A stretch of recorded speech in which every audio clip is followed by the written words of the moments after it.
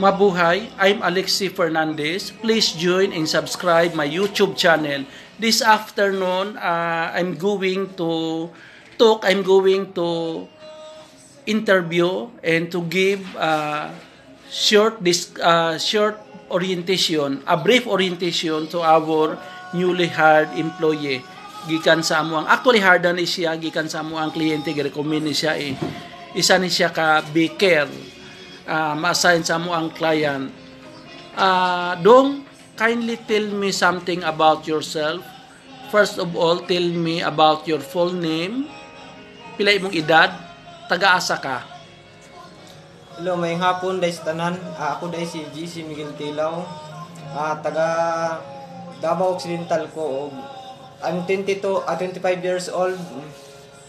Maulang. Unsay imuhang graduate ka sa college or yes, college level? College level lang po. College level ka. Asa ka eskwela? General Santos City. General Santos City. Pila imong edad? 25? 22? 25 years old. Na naka-experience sa trabaho before? Na sir. Asa? Nagtrabaho ka before? O sino trabaho before? Security gyapon. Pila ka kabulan dito? Almost 1 year. Almost 1 year. Okay. Karon magtrabaho ka sa mo ang kliyente as baker. So, unsa ba imong hobbies? Basketball o sport, boxing. Boxing. So kabalo ka manumbag, boxing man. Boxidor day ka. Unsa imong kuan? Unsa imong skill? Driver po. Driver po. Ay, kabalo ka mag-drive? Yes po. Unsa imong gina-drive? Kotse, sakyanan, dump truck, bike or motor? Motor po o mga sakyanan po. Motor o sakyanan. Yes po, motor o sakyanan. So na kay license, driver's license. Expired na po. Dapat magpaano ka. Ipa-renew na nimo. Magpa-renew ka. Okay. Actually, dapat na gi-recommend ka sa mo ang kliyente. Paano ka naka-apply dito? Paano ka nakabalo nga nami hiring dito? Security man gud ko. Nya nang-apply ko dito kay nakadungog ko nga nay nag-hire dito nga baker, mo ta nag-apply. Words of mouth na nagsulti si mo nga yes, hiring. Okay. Okay karon, since nga dawat na ka next week or Monday pwede na ka mag-start sa sa trabaho dito nimo as baker. Pero kailangan mag-submit kag complete requirements diri sa MUA. Unsa ang requirements sa kailangan namo? Original resume, TIN number, PhilHealth number, ISIS number, pag-ibig number, birth certificate, drug test, sidula, barangay clearance, health card, food. Kailangan na namo. Kailangan dili ka pwede mag-start og kulang ka og requirements. Kailangan imuha nang i-comply tanan. Please lang ko Then, unsay imuhang expectation sa MUA as your employer? Salary o benefits lang po. Grabe. Salary siguro. Siyempre, of course, tama man ka. Kaya ka na narbaho kay mag-expect yung kag salary o benefits. Unsa pa benefits imuhang i-expect sa MUA?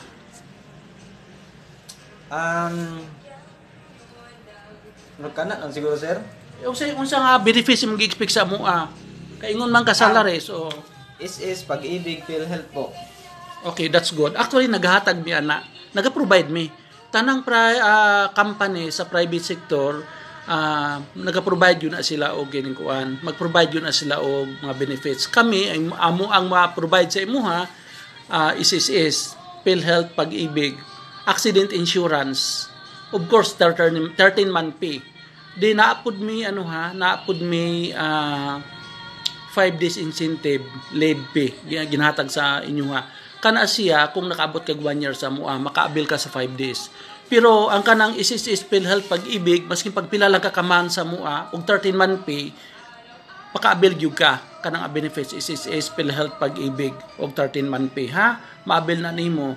Ang ISIS paano ka makaabil kung na kay contribution, member ka sa ISIS for 3 years, pwede ka mag-salary loan. Then sickness benefits, makabilisag ka, sickness notification.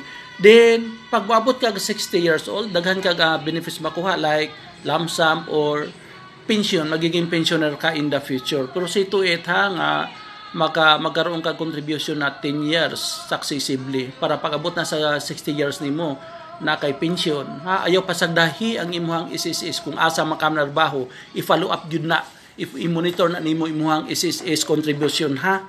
Okay. Imuhang PhilHealth, paano ka makaabil sa PhilHealth?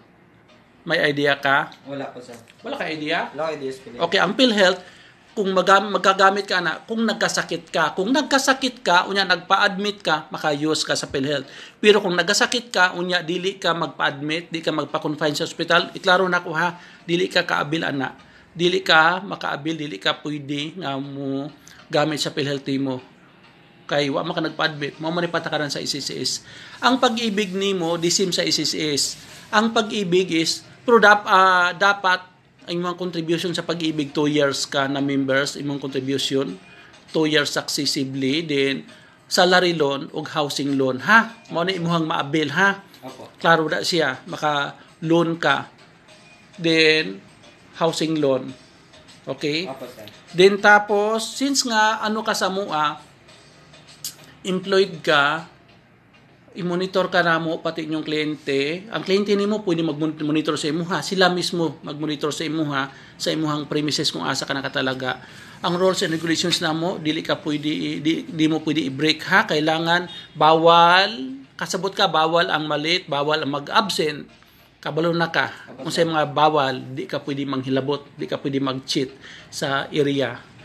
Kung sa imong trabaho, focus ka sa imong trabaho. Dili na pwede nga mo trabaho ka sa gusto nimo. Kung gusto ka mo absent, kay gikapoy ka, mo absent ka, di na pwede. Kung gusto ka magpalit, kay gikapoy sa imong lawas, kasagaran nga na ini mga lets, di na siya maiwasan, pero di na pwede. Dili mo tolerate ana. Ha? So, tabangi imong sarili, tabangi, perform ka sa imong trabaho as our beaker. Kay kami muhatag big eksaktong sweldo o eksaktong benefits. Dili ko gusto og problema. Pangalan mo ulit? GC Miguel Tilaw. GC, di ko gusto problema, di ko gusto sakit og ulo. Salamat di ay sa imuhang pag-join karon sa orientations. Isubmit na dayon tanang requirements na kailangan namo ha. Then after that, before ka mag sugod sa trabaho dito, dapat may final orientation sa imuha ha para aware ka sa imong makuha nga mga benefits sa amuha o sa imuhang sa mga rules and regulations. Daghang salamat. Pag ila-ila kas pangalan nimo for the last time. One more time. Daghang po salamat. Ako dai si GC Miguel Tilaw. Thank you, GC. Thank you. Thank you everyone for watching with me. Thank you for listening with me. Continue to subscribe my YouTube channel, Alexi Fernandez. God bless everyone.